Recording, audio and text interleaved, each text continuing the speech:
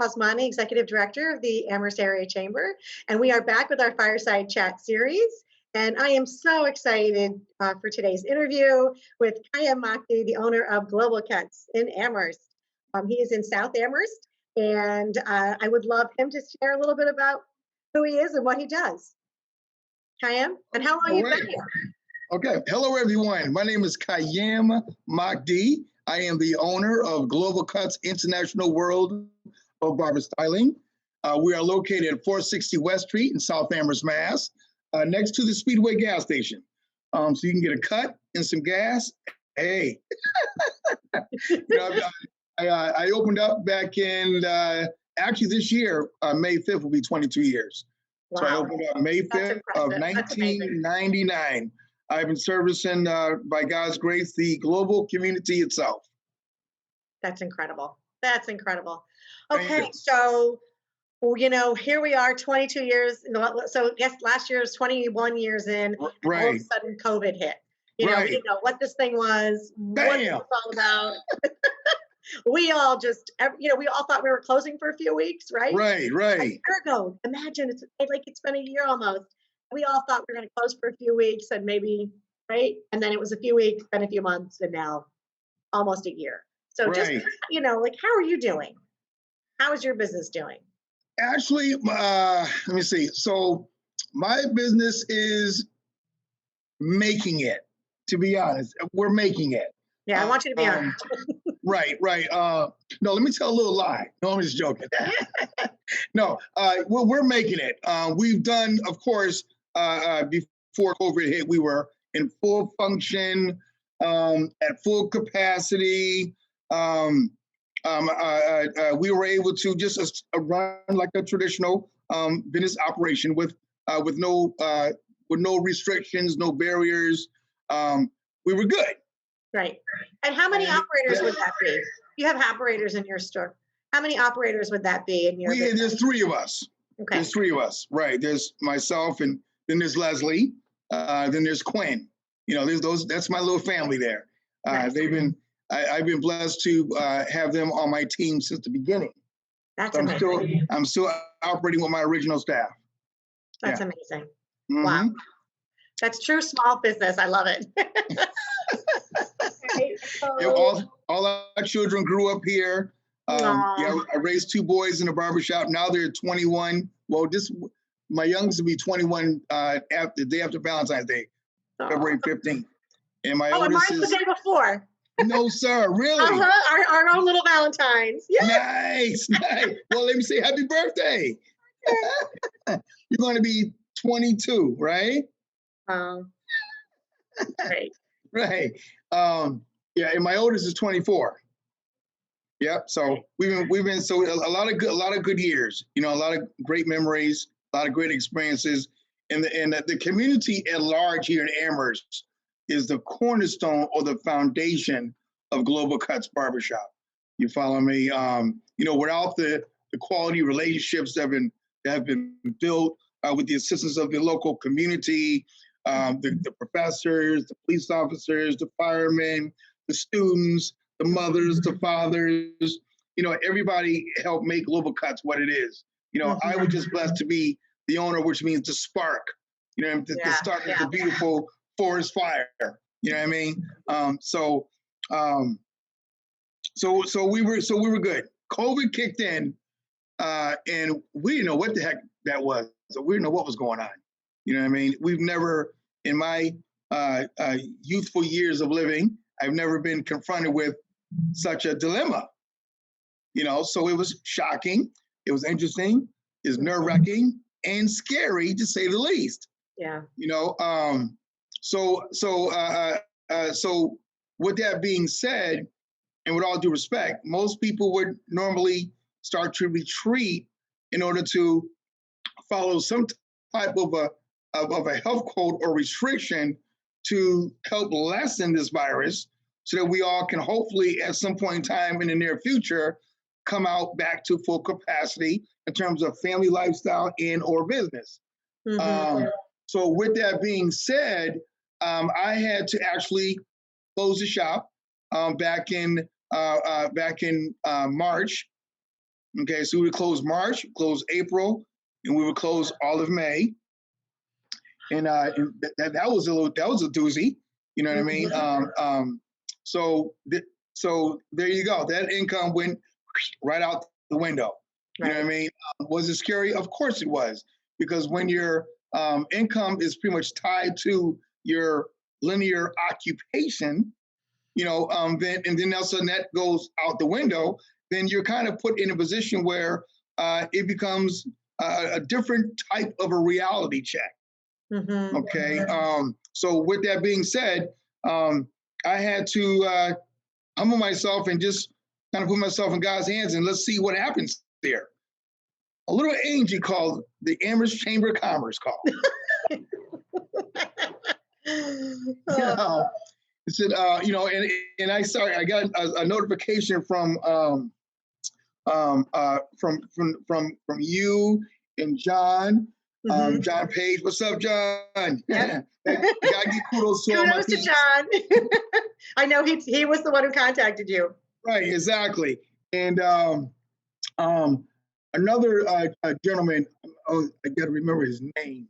I'm going to remember his name His soon. Name will come back to you. Yes, well, he notified me at first. I see. He came by the shop and said, "Kayam, are you in conjunction or collaborating with the chamber? There's a lot going on, and we want to make sure you're not forgotten." Irv yes, Rose. Yes, my man Irv. Yes, Irv. Was on our committee. Irv Rose was on our committee. Irv, I'm thinking of you, brother. Right. So I gotta give kudos to Irv as well, because it was him that came by at first, and then through me responding to his making me aware of what was going on. Then I was able to connect to you, Claudia, and then John Page. Yeah. Like that. Irv. Yes. That's it. Irv. It was Irv. Yes. Right. Exactly. And so between you three were the angels that was able to help me establish some kind of a footage during these crazy, desperate, scary times. I thank you. Thank you. I mean, this is what we're here for. And, so I feel the same way, like somehow, some way we're here for a reason. Right. Right. Absolutely. And that was actually a very intentional, I know we talked at length. He was a committee member and really trying to let the greater community know, because we knew that not everyone's on our mailing list, not everyone's paying attention. And we wanted to get the attention from our smallest to largest, that there was help out there. But that were we doing a good enough job? Good job. Great job. And one thing I want to add to that is that what basically, okay, so Irv came through and made the notification, and I was able to get in touch with you and John. But let me say this here. The service you guys provided for us is beyond words. But to add to that is your warm personalities. Your people. You follow me? I mean, Claudia, you're priceless in terms of your personality and your ability to connect.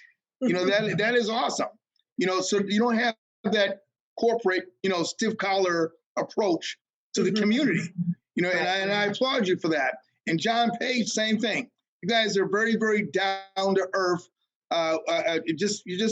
You have a very humanitarian approach in terms of the service that you bring to the open community. And I want to thank you on behalf of Global Cuts and the fitness community for having that gift. You know what I mean? And the Chambers is a blessing to have you on board and overseeing this whole operation. So thank you. Thank you. I love my job. And my question is, or I will say that you ended up, as a result, applying for the Downtown Amherst Foundation Relief and Resiliency Grant. Yes. You were one of our first, I think in the first round, right? Were you in the first round? You were round. one of the awardees, right? Right. And what else helped you during that? So you were able to receive, you got yourself this wonderful grant. What else were you able to avail yourself of during this time? Did you go for PPP? Unemployment. And that's about it. Okay. That's about it. You know what I mean? So that was the main source. Right, exactly. Exactly. Right. Okay. Unemployment in your grant. You follow Right. me? Right. And we So just worked on another one together. right. Yes. Boy, I tell you, I've never done any work with grants ever. So that was a learning workshop. We're all business owners right now, right? Yeah, right. Lord have mercy. Again, so I had a lot of questions. And again, your door was open to help answer a lot of those questions. I've never filled out a grant before, so I didn't know what it entailed, and and then pulling all the different resources and information together, to satisfy the criteria necessary to solidify a decent approval. You know what I mean? So that was some work, and I remember sitting in your office with you and John, and you were in your office doing your thing, and I had my little laptop on the table out there. I didn't know what the heck I was doing, but I was doing something, and it, we had fun. I was connecting it, right. We were just connecting the dots, and and again, so I was able to receive some funding, and I greatly appreciate that. And I was able to use that, to help, pay some back rent. Coming out of COVID, I was already behind in stuff. You know what I mean? So my thing was, okay, well, I'm going to open up the shop and let the cards fall where they may. I'm a man of faith, not fear. You know what I mean? Again, it's always about doing the next right thing. Right. So that was where I was at. Just doing the next right thing. Which is to come in, put on your open sign, and have the shop ready to respect the COVID-19 community. And not only safeguard myself and my staff, but provide a user-friendly atmosphere, for the community as well. Coming to get a haircut is one thing, but I want to make sure that you're safe, secure, and you're going to stay alive in my shop. Well, no, and that's what, building trust with the community is a really big part of this, right? Absolutely, that's right. I know we're showing photos throughout this interview that you had shared. I know one is a table. I see it behind you of a lot of, you have cleaning supplies. And, so what have you done differently now with the business, and how many of you are in there at the same time? What have you done now as you? Okay, well, it's a very good question.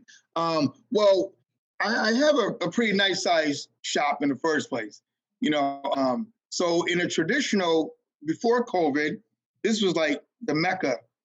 Everybody was in here. Whether getting a haircut or just popping in to say hello. You were saying nice things about me, but you are the one who has, you are a magnet. So I can imagine that the shop is always full and full of laughter and a lot of people attract positive people. That's just how it works. You know what I mean? We're energy sources.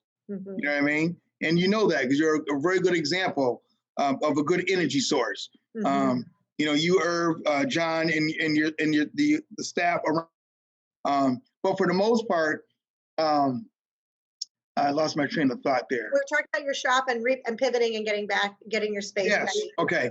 Safely. What I basically did in a nutshell was customize the shop to make it COVID ready. Mm-hmm. In the process of doing so, what I did was I cut down the amount I took all the chairs out. All the chairs are in the basement. I mean, if there's nowhere to sit, then most folks will pretty much sit outside, which is what I wanted to do was, first of all, lower the number of people in the shop to 7, which is very, very comfortable. Mm-hmm. There's 3 barbers. So if you put a customer in each chair, that's 6 people. Right. Sometimes you have a mother or a parent coming in with a minor. That makes it 7. Got it. There you go. So that 7 is the magic number here.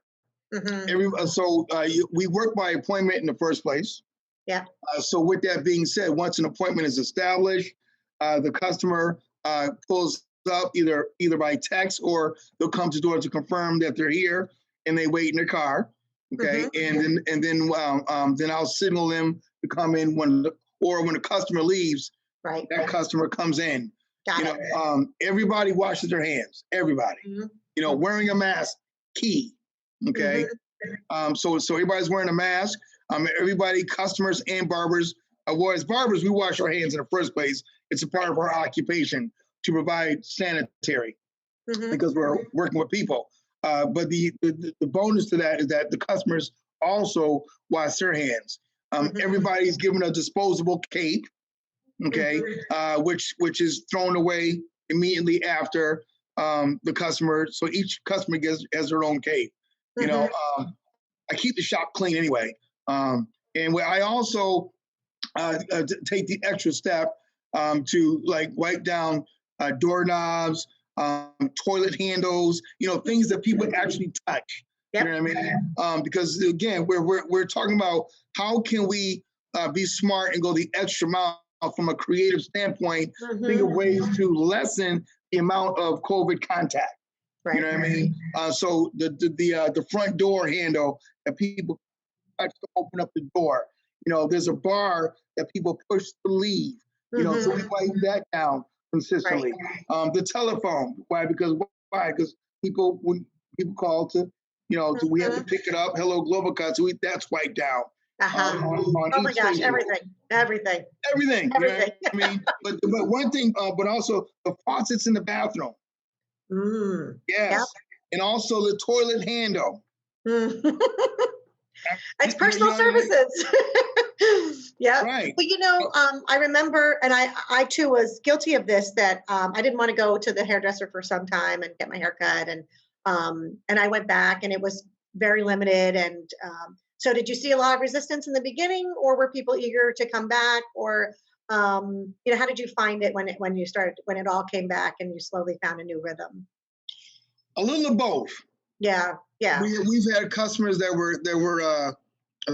were eager to come back, but they were also eager to find out what were we doing to secure their safety. Yep. You know, which is fair. You know what I mean? Which is fair. Yeah. And then we also had customers that we haven't even seen since last year. Yeah, so they stayed away. Yes, they just stayed away. You know, and in all fairness, I understand that too. So our clientele got chopped. 3/4 of our clientele totally disappeared. So I'm operating on a 25% to 30% capacity in terms of, you know, on a scale of 1 to 100. Yes. You know, right. You know, we hear that number a lot, but I want people to hear it directly from business owners because, you know, it becomes just a statistic. But when you talk to business owners and they say, look, you know, my customers are not coming back. They're just, you know, there's just a point at which, and it's not because you're not doing enough. It's just, there's just a level of discomfort. The numbers are rising in COVID. I mean, that's difficult to ignore despite all your hard work. But I see them all at Walmart. Well, we're not going to go there, Kayam, because I have elderly parents that I have to stop from going out, especially on weekends. I say to them, you're supposed to go out during the week in the morning when it's quiet. Well, here's the beauty is once I see them, you know, once we're out and about and we have a chance to talk, you know, then a few of them start making their way back to the shop. Good. You know, it's just people just need to know that they're going to be safe. Yeah. You know what I mean? They want that extra so they see you. Maybe that made a difference. You got it. Because no matter what we do, whether it's the chamber, or any business, relationships are the foundation. You know what I mean? You know, without relationships, you got nothing. Absolutely. Well, and you certainly have it after 22 years. So I'm just thinking, is there anything that you would take away from what you're doing now? Like, are you going to do any of this in the, like, moving forward?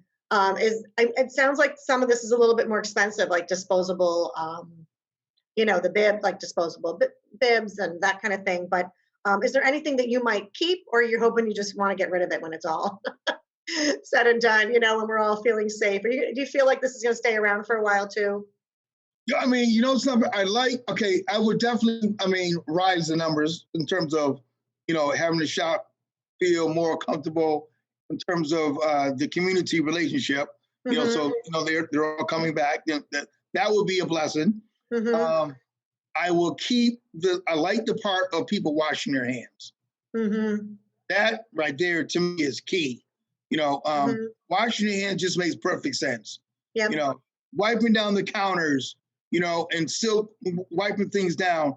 To me, that just makes sense. Yep. You Yeah. know, if there was anything that I would consider positive from COVID, is going into a store and seeing people actually wipe down the counter. You know, I go into Walmart and the person is actually wiping down the register or the checkout counter or the register from one customer to another. They should continue doing that. I never. America was dirty. I remember people saying that. I'm just saying. Before? Yo, I'm like, wow. One of the criticisms. So I agree. I mean, I think that's, and especially you who is in personal services, you're in personal contact. So it even seems to make still more write sense. down the chair. I would still do. I would definitely. I wouldn't buy more disposable capes. Right. What I would probably do is just buy more of the other capes, the real capes. Yep. And just wash them more. Wash them more regularly. Right, as opposed to having one or two and switching out. I'd probably switch out probably like 10 of them. Imagine all the germs. Yeah, you know what I mean? Right. So those things I would hold on to. I think people are going to care more in the next. I mean, I think in the short term, like the next, I'm saying 5 years out, not even just this year, but I think people are going to really care, right? Right, exactly. I suspect. I'm no predictor. I hope we still maintain the cleanliness attitude that we have in terms of moving around, operating in the public arena. Right. So, okay, I could talk to you all day. You have the biggest smile. Is there anything else you'd like to share about your business during this time or being in the Amherst community? Anything that's been going on for you or anything you want to leave us with about Global Cuts or about owning a business in Amherst? Right. Well, first of all, being here for as long as I have is a blessing. It really is. And one of the reasons why I opened up a shop here in Amherst was because I'm a global kind of guy. You know what I mean? I'm a human being. We're all human beings. We've all been blessed to be birthed into this world who we are. That's a gift.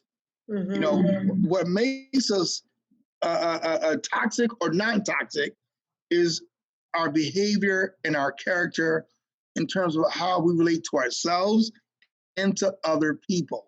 You follow me?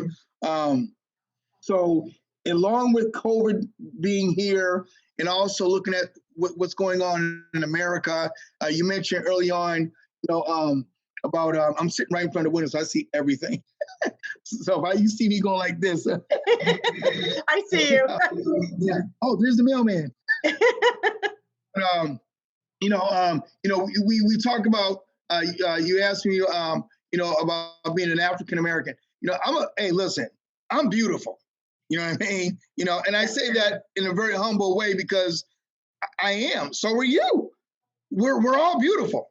You follow me? So I can't, or I won't support anything that is designed to deteriorate that natural beauty of our humanitarian existence. You follow me? So I'm kind of glad the country is in the position that it's in because the dirty laundry is being exposed. So now we have to do our laundry. You follow me? And we have to remove ourselves collectively and collaboratively as a national community, and in order to move forward. That's it. We can't consider ourselves adults or mature or even civilized, holding on to behaviors that we know are toxic and not healthy and not good. And then we call it, that's not making progress. And the meaning of insanity is doing the same old thing over and over again, expecting different results. So if we always do what we always did, we're always going to get what we always got. You know what I mean? And one of the reasons why I opened up Global Cuts, and I want you to pay attention to the name Global, is because that was my goal, is to use my barbershop. And this was a dream I had 30-something years ago. because I understood how racism plagued this country and, and around the world, and it shows its face in so many different arenas. It's one of America's original sins. You know what I mean? Racism. And so, okay, I'm not going to answer that because I'm close. That's okay. But for the most part, it's so important for us to just magnify the beauty that we have in each other, and recognize that is the highlight of the day. The highlight of the day is being able to say, Claudia, man, yo, you awesome, girl. Or John, my man, but that's the relationship I have with everybody that's around me. Everybody knows who I am. I have nothing but love to share. That's it. And it's not about the money. I don't do it for the money. I do because that's who I am. You know what I mean? I've been through a lot of struggles in life, and these eyes have seen a lot. So I'm no fool, not by a long shot. You know what I mean? But the gift is that in my journey of life, all that I've seen, all that I've experienced, just make me more beautiful. That's all. It's so true. It's so true. And that's it. I just had no idea, when we first met, the impact and this, I love letting people know about your vision for Global Cuts, because I think people just drive by a storefront. Right. It's just a storefront, and it's a real story. It's right. And to you, I mean, this idea of it being global and it's open to all, right? Yes, that was the dream, because when I first got my barber's license, I remember going into Caucasian-owned shops. I would call on the phone, and introduce myself and make an appointment for an interview, and I would be granted the interview. So I would go in the shop and sit down, and I'd be left sitting there. Wow. And left sitting there. And I would go, excuse me, I'm here for the interview. And the guy goes, "Are you Kayam?" I said, "Yes." He said, "You're all set. I need you." I said, "Okay." So I could have been told that when I first got here, you know what I mean, or I could have been told it on the phone. But I knew what was going on, you know what I mean, and it kept happening. But what it did was it just made my heart bigger, because I saw the problem that plagued our society, and I wanted to be a solution rather than co-signing the problem.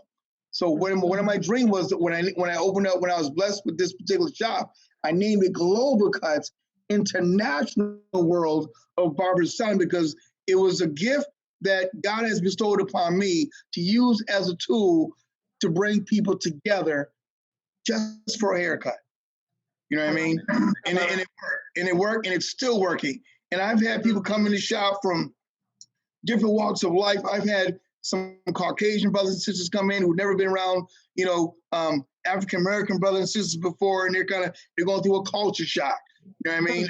And I've had, vice versa, when they come to the shop and they see me and Quinn, and, like, ooh, but yet they see Leslie and get confused. I'm like, wait, what y'all got going on here? I mean, and you're like, we're everything here. We're everything here, man. We're global. We're Global Cuts. You're global. And everybody that walks through my door is important. You know what I mean? And that is key. Young men come in the shop. I watch your language. You know what I mean? Or your pants up. Just recognize. No, I'm serious. Yeah. You know what I mean? Just mind your manners. So we're like a second. We're like a second message to what parents are saying at home. Mm-hmm. You're gonna hear it here too. You know what I mean? So it kind of blends. It takes a village. Mm-hmm. You know what I mean? So there's a whole lot I can say to that, but then that was kind of the dream in a nutshell. You know what I mean? And we've been blessed to meet a lot of beautiful people from all walks of life, and the conversations that happen here is amazing. It's wonderful. It's okay, amazing. I need to be a fly on the wall and come on down and meet Leslie and meet you guys. And right? Yes. Get around again. Yes, definitely. Yeah, absolutely. Right, and I think that really beautiful about what you shared, and I thank you so much for sharing. I know it's personal, but I think it's really important for people to hear. But that you took such a negative, reinforced message and turned it into something so positive you know, and turn it into something that ends up even welcoming more people into Mhm. the fold. And that's the message I think we need to continue to talk about. Right. And Yeah. also, you know, for anyone who needs to check themselves at the door and say, you know, there is a racial reckoning going on, right? Like there's, and we all need to be part of the conversation, but also just part of the movement forward. Right. And And the beautiful thing about it is what we all have to admit is that we've all just been responded to toxic programming. You know what I mean? It's cultural conditioning. mhm, So once we realize that the culture as it needs to be modified, now we have to go back inside ourselves and start deleting what doesn't work and replacing it with that which does. Who not want to be loved?